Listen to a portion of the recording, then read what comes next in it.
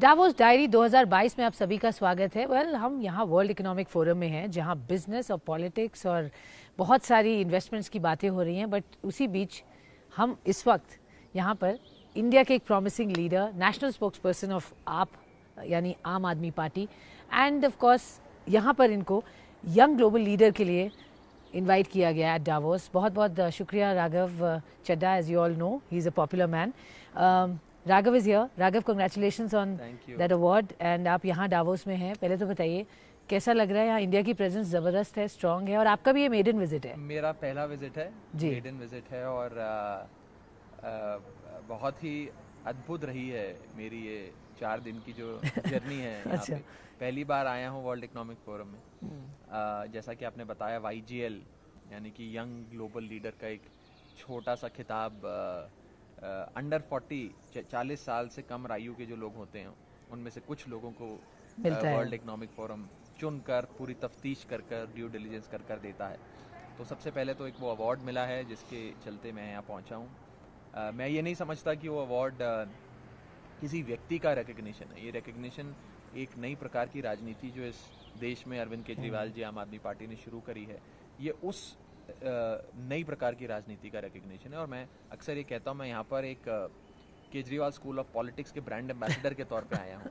उसके साथ साथ एल्प्स की वादियों में हम बैठे हैं, मौसम बहुत बढ़िया है, लोग बहुत बेहतरीन हैं, और एक बड़ा अद्भुत काम यहाँ होता है कि दुनिया भर के बड़े बड़े लीडर्स, बड़े बड़े बिजनेसमैन सब इस छोटे से गांव में स्विट्जरलैंड में सोचिए 51 इयर्स से हम देख रहे हैं और यहाँ आते हैं, और बड़े महत्वपूर्ण विषयों पर यहाँ चर्चाएं होती हैं, डिसीजंस होते हैं। तो मुझे भी इतनी छोटी सी उम्र में इन लोगों के बीच बैठने का, बात करने का, समझने का मौका मिला है, तो मैं अपने आप को बहुत भाग्यशाली समझता हूँ। ओके, बहुत भाग्यशाली हैं आप। और अगर हम बताएं, यहाँ पर बात करें जिस तरह से भारत को देखा जा रहा है और यहाँ भारत की क्या मैसेजिंग है जो पूरा विश्व को पता चलनी चाहिए। आई थिंक भारत की प्रेजेंस इस बार सबसे ज़्यादा है, चाहे हम स्टेट के पॉइंट ऑफ व्यू से बोलें या सेंटर के पॉइंट ऑफ व्यू से। कॉर्पोरेट्स यहाँ पर भरी मात्रा में हैं। इंटरनेशनल प्लेटफॉर्म इस लेवल के पर आकर हम ला पा रहे हैं बड़े इन्वेस्टमेंट्स अपने कंट्री में, ये कितना बड़ा एक सक्सेस सबसे बड़ी बात तो ये है कि ये जो प्रोमेनाड है कांग्रेस सेंटर के बाहर, जहाँ पे हर देश, एक चर्चित देश जो होता है, वो अपनी एक छोटा सा पवेलियन खोलकर इन्वेस्टमेंट अपॉर्चुनिटीज क्या हैं अपने देश में बताता है। यहाँ पर सबसे ज्यादा प्रेजेंस भारत की है, क्योंकि सिर्फ एक भारत का ही लाउंज नहीं, उसके साथ साथ कई सारे भारत के जो स्टेट्स हैं, कई सूबे हैं, उनके भी अपने अपने छोटे छोटे पवेलियंस हैं। आंध्र प्रदेश हो, तमिलनाडु हो, महाराष्ट्र हो, और यहाँ पर कोई भी व्यक्ति, मुझे नहीं लगता कोई किसी पार्टी का कोई झंडा लेकर, हम सब भारतीय हैं। और अगर भारतीयों में और भारत की राज्यों में आपस में ऐसी कंपटीशन होगा, प्रतिस्पर्धा होगी, तो वो तो एक अच्छी चीज़ है। उससे मुझे लगता है कि जो भी पैसा आएगा, जो भी निवेश होगा, इन्वेस्टमेंट होगी, या कुछ बेहतरीन काम भारत के लिए होगा, वो तो सभी के लिए होगा। तो एक वो बहुत अच्छी चीज़ देखने को मिली। कई सारे बड़े बड़े ऑफिसर्स, मंत्री, कुछ मुख्यमंत्री भी यहाँ पहुँचे हुए हैं और अपने अपने राज्य के लिए इन्वेस्टमेंट्स बटोरने की कोशिशें कर रहे हैं। तो एक इंटरेस्टिंग तो आपको लगता है कि अगली बार हम देख सकते हैं पंजाब और दिल्ली का पार्टिसिपेशन? नहीं, बिल्कुल, मेरी पूरी कोशिश रहेगी कि जितना इस बार आपने बाकी सारे स्टेट्स की पवेलियंस देखी, उससे कई बड़ा और बेहतरीन और सुंदर और ज़्यादा इन्वेस्टमेंट अपॉर्चुनिटीज के साथ आपको हमारे पंजाब और दिल्ली के पवेलियन मिलेंगे, ऐसा मेरी सोच है।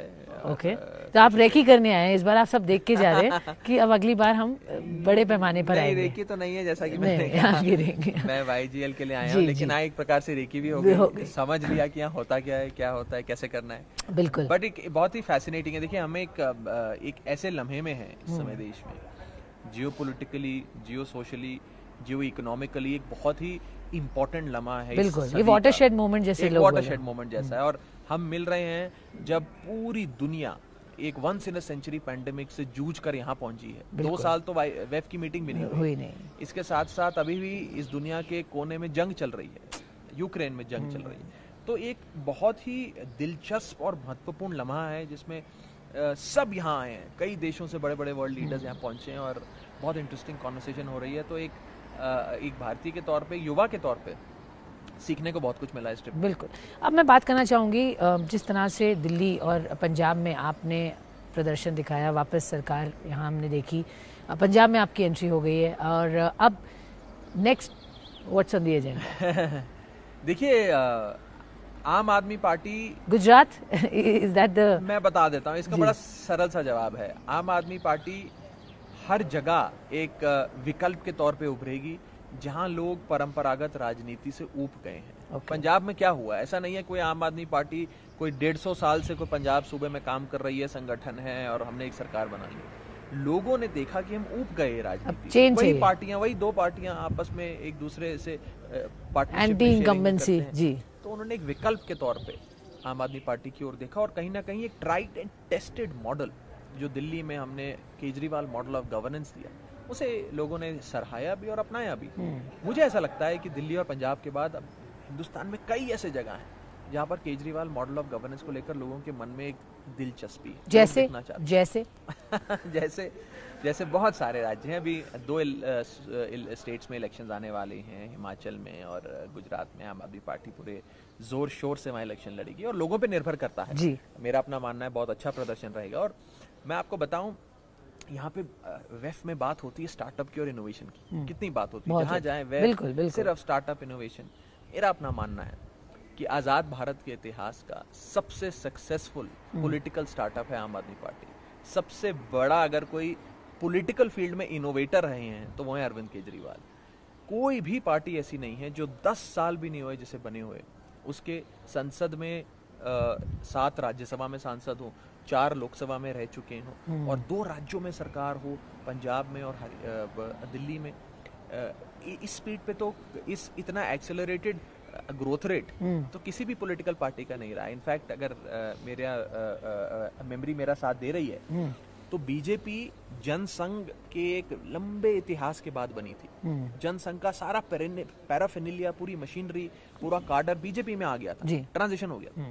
फिर भी बीजेपी को बनने के बाद 10 साल लगे थे अपना पहला राज्य जीतने में, और यहाँ तो आम आदमी पार्टी को 10 साल भी नहीं हुए। तो एक ग्रोथ रेट जो है ना जी, वो बहुत फास्ट है। और मुझे लगता है कि जहाँ इनोवेशन और स्टार्टअप की बात होती है वहाँ हम फिनटेक की बात करते हैं, एग्री टेक की बात करते हैं, फूड टेक की बात करते हैं, वहाँ पॉलिटिकल टेक की भी बात होनी चाहिए। तो पॉलिटिकल टेक, आम आदमी पार्टी एक स्टार्टअप है जो बढ़िया प्रदर्शन कर रही है। बट मैं आपसे जानना चाहूँगी, दिल्ली और पंजाब, स्पेशली पंजाब के लिए, क्योंकि अब आप वो पूरी तरह से देख रहे हैं, क्या आपके लिए सबसे बड़ा एजेंडा है? क्या वहाँ पर लोग, उनकी लाइफ्स बेहतर बने, जॉब्स ज़्यादा हों, उसके लिए क्या सोचा है? पार्टी क्या करेगी जिससे पंजाब की जो एक इमेज है वो बदले और वहाँ पे भी इंडस्ट्री सेटअप हो, वहाँ पे भी तरक्की हो, प्रोग्रेसिव इकोनॉमी ग्रोथ हो? देखिए, हमने पंजाब को कोई सिंगापुर, जापान, यूएस या इंग्लैंड जैसा नहीं बनाना है। हमने पंजाब को पंजाब जैसा बनाना है और पंजाब को वैसा ही खुशहाल रंगला पंजाब बनाना है जो आज से पहले हुआ करता था, जिसके बारे में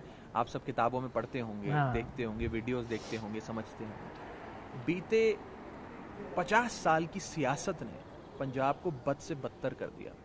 आज सबसे ज़्यादा नशा पंजाब में होता है, बेरोजगारी चरम पर है, किसानों की आत्महत्या चरम पर है, इलेक्ट्रिसिटी सेक्टर हो या वाटर सप्लाई की बात हो, एजुकेशन की बात हो या access to quality health care की बात हो, कुछ नहीं, हर चीज़ में पंजाब आखिरी नंबर पे आके रुक गया।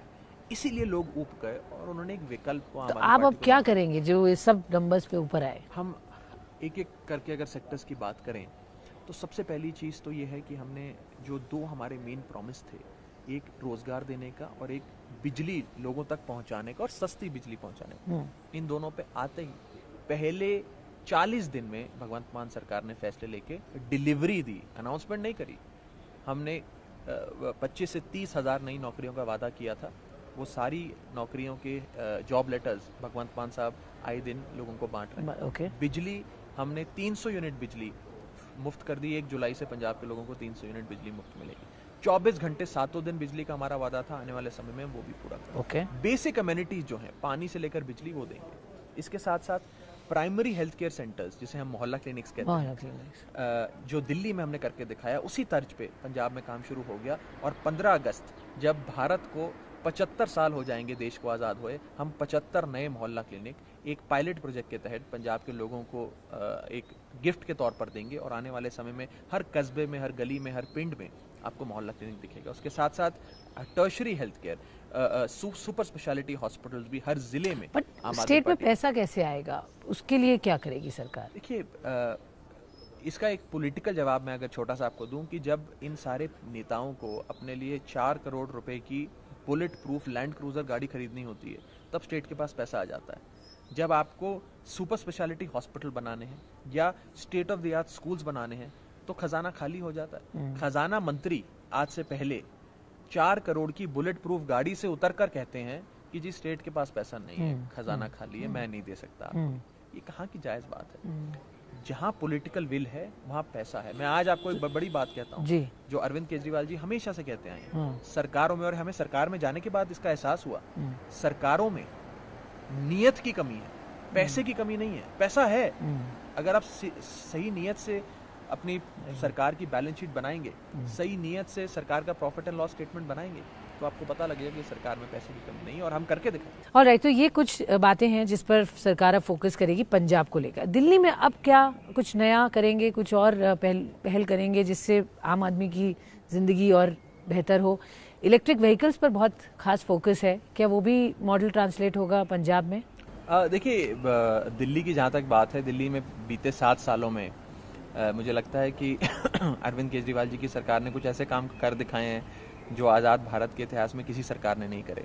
और आपने इलेक्ट्रिक व्हीकल पॉलिसी की बात करी, ईवी गाड़ियों की बात करी, जितनी प्रोग्रेसिव ईवी पॉलिसी दिल्ली की है, आज उसकी बदौलत दिल्ली को ईवी कैपिटल ऑफ इंडिया कहा जाता है। और जाहिर तौर पे केवल पंजाब को ही नहीं, देश के कई सूबों को उस ईवी पॉलिसी से सीखने की आवश्यकता है। और जहाँ तक आपने ईवी पे थोड़ा सा फोकस किया, क्लाइमेट चेंज की बात है, यहाँ पर इनोवेशन और क्लाइमेट चेंज आप बहुत सुनती हैं, climate action, climate change etcetera. Delhi इकलौता ऐसा सूबा है जिसने अपने सारे थर्मल पावर प्लांट्स बंद कर दिए, जिन्होंने अपने लिए एक टारगेट सेट किया कि 2030 तक हम अपनी 50% एनर्जी नीड्स को non fossil energy based sources से पूरा करेंगे। इसके साथ साथ ईवी पॉलिसी लाए, पूरी दिल्ली की इंडस्ट्री को क्लीन फ्यूल, पीएनजी फ्यूल पे शिफ्ट कर दिया। हमारे जो डिस्कॉम्स हैं जो बिजली प्रोवाइड करते हैं पूरे स्टेट में, उनके लिए मैंडेटरी कर दिया कि उनको एक बहुत substantial percentage of their overall energy consumption renewable sources से लेनी है। ऐसे कई बड़े फैसले अरविंद केजरीवाल जी की सरकार ने लिया ताकि क्लाइमेट चेंज, जो आज कहीं ना कहीं हो सकता है भारत में एक पॉलिटिकल इशू ना हो, वोट उस पर ना पड़ता हो, लेकिन कहीं ना कहीं हमारी आने वाली पीढ़ियों के लिए बहुत जरूरी है। वाटर कंजर्वेशन की बात करें आप, पानी कितना जरूरी है हम लोगों के जीवन के लिए। अभी मैं एक रिपोर्ट पढ़ रहा था जिसमें लिखा था कि 2050 तक दुनिया का आधा आबादी, दुनिया की आधी आबादी वाटर स्ट्रेस्ड रीजन्स में रहेगी, जहां मतलब आधी दुनिया रेगिस्तान बन जाएगी, लोगों को पानी नहीं मिलेगा। तो वाटर कंजर्वेशन कितना जरूरी है। आज से काम करेंगे तब जाके वहां पर काम करेंगे तब से। तो दिल्ली जल बोर्ड ने, दिल्ली सरकार ने वाटर लीकेजेस प्लग करी। पाइप्ड वाटर सप्लाई जब हमारी सरकार बनी थी तो 54% दिल्ली को मिलता था, आज 94% दिल्ली को पाइप वाटर सप्लाई मिलती। लीकेज भी बंद करी, काम किया है, बंद करी, जबरदस्त काम किया। और सबसे बड़ी बात यह है कि मैं जिस नई प्रकार की राजनीति की बात करता हूँ, हमारी पार्टी काम के नाम पे वोट मांगती है, धर्म जात के नाम पे वोट नहीं मांगती। अरविंद केजरीवाल जी ने कहा था 2020 के इलेक्शन से पहले कि अगर मैंने काम किया है 5 सालों में तो मुझे वोट दे देना, नहीं तो नहीं देना। कौन नेता ये कह सकता है कि वोट मत देना? तो ये एक बहुत ही स्ट्रॉन्ग पॉलिटिकल विल और जज्बा चाहिए ऐसे काम करने में। Where work speaks for you. Absolutely, absolutely। और आज कहीं ना कहीं मैं उसी गवर्नेंस मॉडल का, और जो मैंने कहा कि ब्रांड केजरीवाल का एक एम्बेसडर बन के यहाँ पहुंचा। बिल्कुल राघव, ये तो ऑफ कोर्स बिजनेस की बात हो गई। पर्सनल लाइफ में आप कैसे मैनेज करते हैं इतनी यंग एज में, इतनी सब जिम्मेदारी लेकर, और अब लाइफ वर्क लाइफ बैलेंस को कैसे आप मैनेज करते हैं? You are young, you are you have so much time that you spend on just work, so how do you manage?